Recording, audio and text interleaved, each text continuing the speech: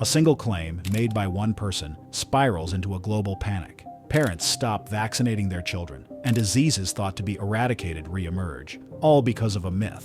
So, let's answer the question right away. No, vaccines do not cause autism. But how did this myth start? Why do so many people believe it? And what can we learn from this story about the power of misinformation?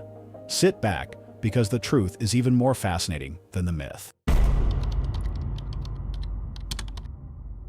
In 1998, a British doctor named Andrew Wakefield published a study that shook the world. He claimed there was a connection between the MMR vaccine, used to protect against measles, mumps, and rubella, and autism. The timing couldn't have been worse.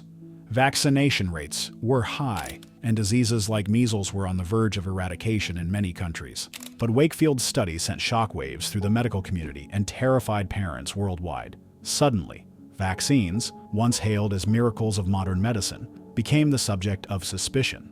Parents began questioning their decisions. Stories spread like wildfire.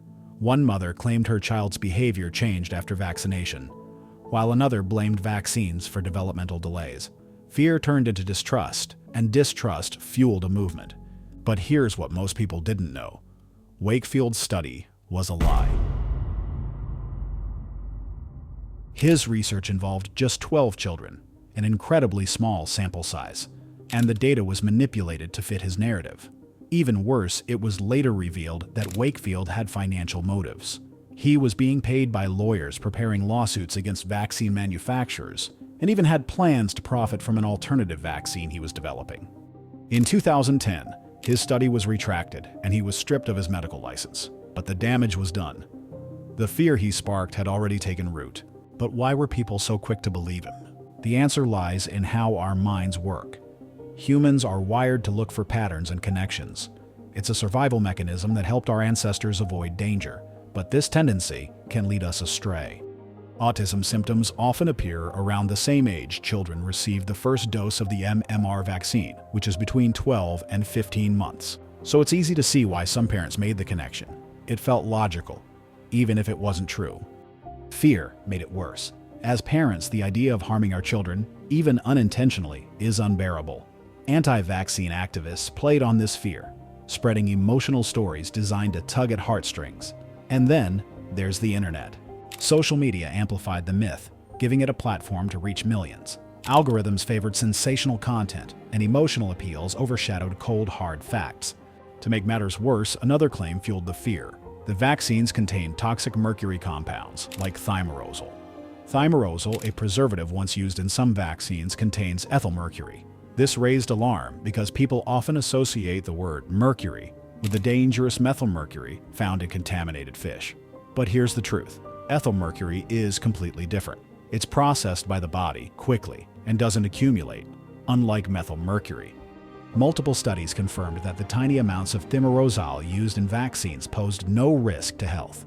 In fact, it was removed or reduced in most vaccines, starting in the early 2000s. Yet, autism rates didn't decline, further debunking any connection between vaccines, mercury, and autism.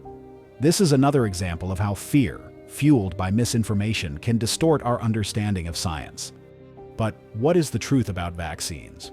They're one of the safest and most effective tools in modern medicine. Diseases that once killed or crippled millions, like polio, smallpox, and measles, have been eradicated or significantly reduced thanks to vaccines. Every vaccine undergoes years of rigorous testing before it's approved, and even after approval, it's continuously monitored for safety. The idea that vaccines are some sort of conspiracy doesn't hold up when you examine the evidence. Still, no medical intervention is entirely risk-free. Vaccines can cause mild side effects, like a sore arm or a low-grade fever. Serious reactions are incredibly rare, occurring in about 1 in a million doses. And what about autism? Study after study involving millions of children has found no link between vaccines and autism. None. Zero. The science is crystal clear. Yet, the consequences of this myth are devastating. When vaccination rates drop, diseases come roaring back. Measles is a prime example. In 2019, outbreaks surged in places where vaccine coverage had fallen. Measles isn't just a rash, it's a deadly disease. that can cause brain damage, blindness, and death. And the tragedy is, it's entirely preventable. So how can we protect ourselves and our loved ones from misinformation like this? First, we need to be skeptical of what we read, especially online.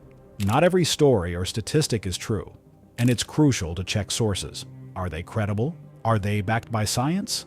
Be wary of headlines designed to provoke fear. They're often more about clicks than facts. Second, we need to understand the science. Vaccines work by training the immune system to recognize and fight off dangerous pathogens. They don't overload the immune system, and they certainly don't alter brain development.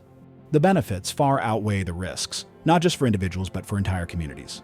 Finally, we must share the truth. The vaccine-autism myth isn't just a story, it's a wake-up call. Vaccines don't just protect you, they protect your loved ones, your community, and even future generations. Now, here's where you come in. If you've made it this far, it means you care about spreading the truth. Don't let this message stop with you. Share this video with your friends, family, or anyone who might still believe in the myths. Every share means another person gets the facts instead of the fear. If you think this video deserves to reach more people, hit the like button. It's a small action for you, but it helps this truth travel further and fight misinformation.